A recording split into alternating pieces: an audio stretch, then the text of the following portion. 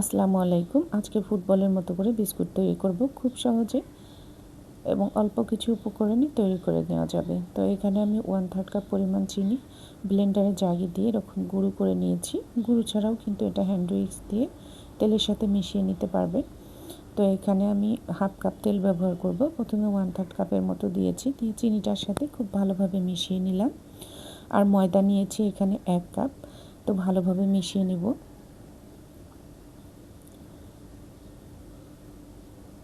তো বাকি তেলটা আর ময়দাটা দিয়ে এরকম একটা ডো তৈরি করে নিব।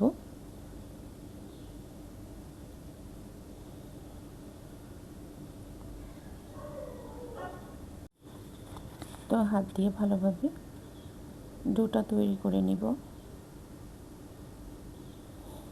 তো এরকম হয়েছে, এখন এটা 2 ভাগ করে নিব। তো এক ভাগে আমি কিছুটা কোকো পাউডার এখানে মিশিয়ে নিব। তো এটা যদি একটু শক্ত মনে হয় তাহলে সামান্য পরিমাণে কিছুটা তেল দিয়ে দিবে।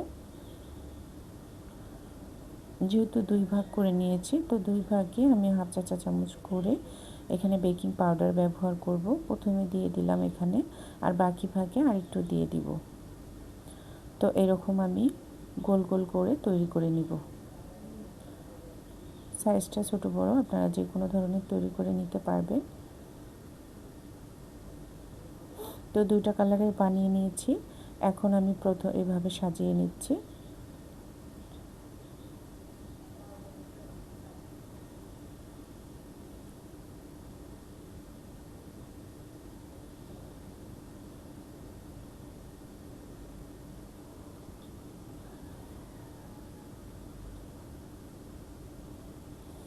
তো আজকের বিস্কুটটা আমি চুলায় বেক করব। আপনারা চাইলে কিন্তু এটা ওভেনেও বেক করে নিতে পারবেন। তো এরকম মেজারমেন্ট কাপের নিচটা দিয়ে এরকম একটু চাপ দিয়ে নিয়েছি। এখন আমি এটা কেটে নিব। তো ব্যাস তৈরি হয়ে গেল আমার ফুটবলের মতো বিস্কুট। যেহেতু সামনেই চলছে বিশ্বকাপ ফুটবল, তো এজন্য আমি বিস্কুটটা তৈরি করে নিলাম। এভাবে একটু চেপে চেপে দিতে হবে। তো এখানে একটা বিস্কুটটা বেক করার জন্য আমি আগে থেকে তেল ব্রাশ করে নিয়েছি মোল্ড, আর উপরে একটা সাদা কাগজ দিয়েছি, উপরেও কিছুটা তেল দিয়েছি। তো এভাবে 3টা বানিয়ে নিয়েছি, আর বাকিগুলো দিয়ে ছোট ছোট 2টা বানিয়েছি। এখন আমি একটা পাতিল 10 মিনিট প্রিহিট করে নিব। একটা স্ট্যান্ড বসিয়ে নিয়েছি, স্ট্যান্ডের উপরে বিস্কুটগুলো দিয়ে দিব। তো উপরে একটা ঢাকনা দিয়েছি, ঢাকনা যদি ছিদ্র থাকে তাহলে ছিদ্রটা বন্ধ করে দিবেন।